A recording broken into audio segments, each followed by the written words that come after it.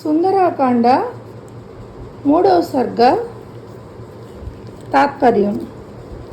మహాబలశాలి, బుద్ధిశాలి, వాయుతనయుడు, వానర శ్రేష్ఠుడు అయిన హనుమంతుడు సమున్నత శిఖరాలతో ఎత్తైన మేఘంలా కానవస్తున్న లంబ పర్వతం మీద నెలకొన్నది, సుందరారణ్యాలతోనూ జలాశయాలతోనూ కూడుకున్నది అయిన రావణపాలిత ఆ లంకానగరంలో ధైర్యం వహించి ప్రవేశించాడు. శరత్కాల మేఘాలలా ఉన్న భవంతులతో ఆ లంక శోభిస్తూ ఉంది. రాక్షసుల కలకలధ్వనులచే ఆ నగరం అప్పుడు సముద్రంలా ఘోషిస్తూ ఉంది. సాగర వాయువులు లంకను సేవిస్తున్నాయి. బలిష్ఠులైన సైనికుల సింహనాదాలు మిన్నుముట్టుతున్నాయి.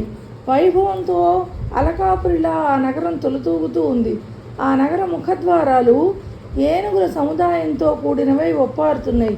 తెల్లని ద్వారాలు, బహిర్ద్వారాలు గలదై సర్పాలు సంచరిస్తున్నది, వాటి రక్షణలో ఉన్నది అయిన మంగళకరమైన భోగవతి నగరాన్ని పోలి ఉన్నది ఆ లంకానగరం. మెరుపులతో కూడి మేఘ పరివ్యాప్తమై నక్షత్ర మార్గాన్ని స్పృశిస్తూ మంద మారుతం వీస్తున్న ఆ లంకాపురి దేవేంద్రుని అమరావతిలా అలరారుతున్నది. ఆ నగరం బంగారు ప్రాకారాలచే ఆవృతమై ఉంది. చిరుగజ్జల సవ్వడులు చేస్తున్న పతాకలతో ఆ లంకానగరం అలంకరింపబడి ఉంది. అటువంటి ఆ లంకానగరాన్ని వడివడిగా సమీపించి సంతుష్ట మనస్కుడై హనుమంతుడు ప్రాకారాన్ని చేరుకున్నాడు. హనుమంతుడు ఆ నగరం నలువైపులా పరికించి ఎంతో ఆశ్చర్యపోయాడు. ఆ నగరంలోని భవంతుల ద్వారాలు బంగారంతో రూపొందించబడ్డాయి. ఆ భవంతుల అరుగులు వైఢూర్య మాణిక్య విరాజమానాలు. ఆ భవంతుల గచ్చులు వజ్రాలు, స్ఫటికాలు, ముత్యాలు, మాణిక్యాలు తాపినవై ఒప్పారుతున్నాయి. బంగారు ఏనుగుల ప్రతిమలతో వెండిలా తెల్లనైన భవంతులలోని సోపానాలు వైడూర్య మాణిక్యాలతో నిర్మితాలై ఉన్నాయి. ప్రాకారాదుల లోపల స్ఫటిక మాణిక్యపు పుప్పొడి ఉంది. క్రౌంచ పక్షులు, నెమళ్ళు, రాజహంసలు అక్కడ తిరుగాడుతున్నాయి. శుభప్రదాలైన ఆ భవంతుల ఆకాశంలో ఎగిరిపోతున్నట్లు కానవస్తున్నాయి. నగరం యావత్తు వాద్యఘోషతో, ఆభరణాల సవ్వడితో ప్రతిధ్వనిస్తున్నాయి. ఆ రీతిలో వస్వౌకసార అనే స్వర్గలోక నగరంలో ఆకాశంలోకి ఎగిరిపోతున్నట్టుగా కనిపించే ఆ లంకా నగరాన్ని చూసి హనుమంతుడు ఎంతో సంతోషించాడు. సర్వశ్రేష్టము, ఐశ్వర్య సంపన్నము, మనోజ్ఞము, మంగళప్రదము అయిన ఆ రావణుని లంకా నగరాన్ని చూసి పరాక్రమశాలి అయిన హనుమంతుడు ఇలా ఆలోచనలో పడ్డాడు. ఆయుధాల చేత పుచ్చుకొని సదా సర్వసన్నద్ధులే రావణ సేనలచే రక్షింపబడుతున్న ఆ నగరాన్ని బలంతో ఎవ్వరూ ఎదిరించలేరు. కుముదుడు, అంగదుడు, మహావానరుడైన సుషేణుడు, మైందుడు, ద్వివిధుడు వీరికి బహుశా లంకానగరం తెలిసి ఉండవచ్చు. సూర్యనందనుడైన సుగ్రీవుడు, కుశపర్వుడనే వానరుడు, కేతుమాలుడు, రుక్షుడు, నేను నగరంలో ప్రవేశించగలుగుతాం. అప్పుడు రాముని పరాక్రమాన్ని, లక్ష్మణుని విక్రమాన్ని తలుచుకొని లంకను వారు అలవకగా జయించగలరని భావించారన్నమాట. హనుమంతుడు ఆనందభరితుడైనాడు. రత్న కాంతులచే వస్త్రాన్ని, గిడ్డంగులనే కర్ణభూషణాలను, యంత్రాగారాలనే స్తనాలను కలిగి సర్వ సమృద్ధమైన స్త్రీలా ఆ లంకానగరం అలరారింది. రత్నకాంతులు ఈనుతున్న గృహాలలోని దీపాలు ప్రకాశిస్తూ నగరంలోని చీకటినంతా పారద్రోలాయి. అటువంటి ఆ లంకా నగరాన్ని మహాకపివరేణ్యుడైన హనుమంతుడు చూశాడు. మహాబలవంతుడు, కపి శ్రేష్ఠుడు అయిన హనుమంతుడు నగరంలోకి ప్రవేశిస్తూ ఉండగా లంకా నగరాధి దేవత తన నిజ స్త్రీ రూపం దాల్చి అతన్ని చూసింది. రావణుని చే పాలింపబడుతున్న ఆ లంకానగరి అంటే లంకిణి హనుమంతుడిని చూసి వికృతమైన ముఖము, కళ్ళు కలదై స్వయంగా అతడి ముందు లేచి నిలిచింది. ఆ లంకాది దేవత వానర శ్రేష్ఠుడైన హనుమంతుని ముందు నిలబడి బిగ్గరగా అరుస్తూ అతడితో ఇలా అంది: ఓ వానరుడా, నువ్వెవడవు? ఏ పని మీద ఇక్కడికి వచ్చావు? ప్రాణాలు కోల్పోకమునిపే యథార్థం ఏమిటో చెప్పు.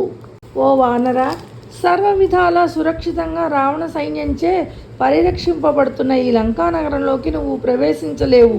హనుమంతుడు అప్పుడు తన ముందు నిలబడిన ఆమెతో ఇలా అన్నాడు: నువ్వు అడిగినట్లు యథార్థ విషయం యావత్తూ చెబుతాను. లంకానగర ద్వారం వద్ద వికృత ఆకారంతో కళ్ళతో నిలబడ్డ నువ్వెవరవు? భయంకరమైన నువ్వు నన్ను అడ్డగించి ఎందుకు బెదిరిస్తున్నావు? కామరూపిణి అయిన లంకాది దేవత హనుమంతుని మాటలు విని కోపంతో ఇలా కఠినంగా పలికింది. నేను రాక్షసుల ప్రభువు మహాత్ముడు అయిన రావణుని ఆజ్ఞను శిరసావహించేదాన్ని. నన్ను ఎదిరించే ఎవరికీ శక్యం కాదు. ఈ నగరాన్ని నేను రక్షిస్తున్నాను. నన్ను మీరి నువ్వు ఈ నగరంలోకి ప్రవేశించలేవు. ఇప్పుడే నిన్ను చంపబోతున్నాను. నువ్వు ప్రాణాలు విడిచి దీర్ఘ నిద్రపోతావు. ఓ వానరుడా, నేను స్వయంగా లంకను, ఈ నగరాన్ని అన్ని వైపుల నుండి రక్షిస్తూ ఉన్నాను. అడిగావు కనుక నా విషయం తెలిపాను. స్త్రీ రూపంతో ఉన్న ఆ లంక పలుకులు విని వానరేష్ఠుడు వాయునందనుడు అయిన హనుమంతుడు ఆమెను ఎదుర్కోవడానికి సిద్ధపడి రెండవ పర్వతంలా నిలబడ్డాడు. మేధావి, బలవంతుడు, ఎగరగలిగిన వారిలో అద్వితీయుడు, వానర శ్రేష్ఠుడు అయిన హనుమంతుడు వికృత రూపంలో ఉన్న ఆమెను చూసి ఇలా పలికాడు. బురుజులు, ప్రాకారాలు, ముఖద్వారాలు కలిగి మనోహరంగా ఉప్పారుతున్న ఈ లంకా నగరాన్ని చూడాలనే అభిలాషతో కుతూహలం కొద్దీ ఇక్కడికి వచ్చాను. లంకానగరంలోని ఉన్న తోటలను, ఉద్యానవనాలను, అడవులను, నగరంలో సర్వత్రా వెలిసి ఉన్న అందమైన భవంతులను చూడడానికే ఇక్కడికి నేను వచ్చాను. హనుమంతుని వచనాలు విని ఇచ్చ మేరకు వివిధ రూపాలు ధరించగల ఆ లంకాది దేవత మళ్ళీ కఠినంగా ఇలా పలికింది. ఓ దుర్బుద్ధి అయిన వానరాధమా, నన్ను జయించకుండా రావణపాలిత ఈ లంకా నగరాన్ని నువ్వు ఎప్పటికీ దర్శించలేవు. అందుకు హనుమంతుడు ఆ రాక్షసుతో, ఓ మంగళప్రదమైన దాన, ఈ నగరాన్ని ఒకసారి దర్శించి వచ్చిన దారినే తిరిగిపోతాను అని నమ్రతతో చెప్పాడు. అప్పుడు ఆ లంక భయంకరంగా అరిచి వేగంగా తన అరచేతిని చాచి హనుమంతుడిని కొట్టింది. లంక తనను ఆ విధంగా తీవ్రంగా కొట్టగానే పరాక్రమశాలి వాయునందనుడు అయిన హనుమంతుడు మరింత బిగ్గరగా అరిచాడు. అలా అరిచి హనుమంతుడు పట్టరాని కోపంతో ఎడమ చేతి వేళ్ళను మడిచి పిడికిలితో ఆమెను బలంగా కొట్టాడు. స్త్రీ కదా అని తలచి ఆమె పట్ల హనుమంతుడు అగ్రహోదగ్రుడు కాలేదు.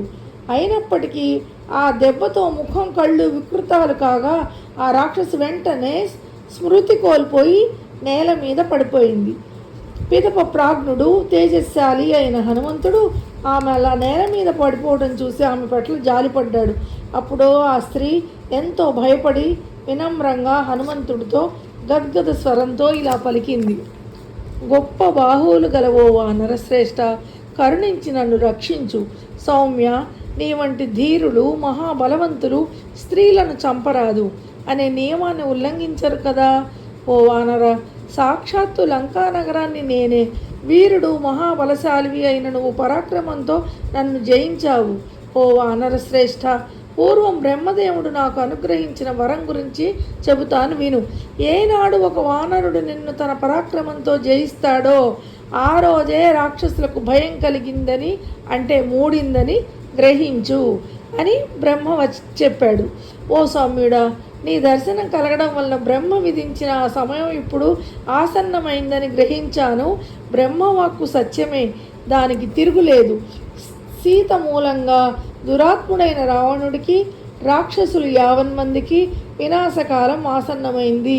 ఓ వానరశ్రేష్ఠ, కనుక రావణుడు పాలించే ఈ లంకలోకి ప్రవేశించి ఏ ఏ కార్యాలు సాధింపగోరావో వాటన్నిటినీ నిర్వర్తించుకో.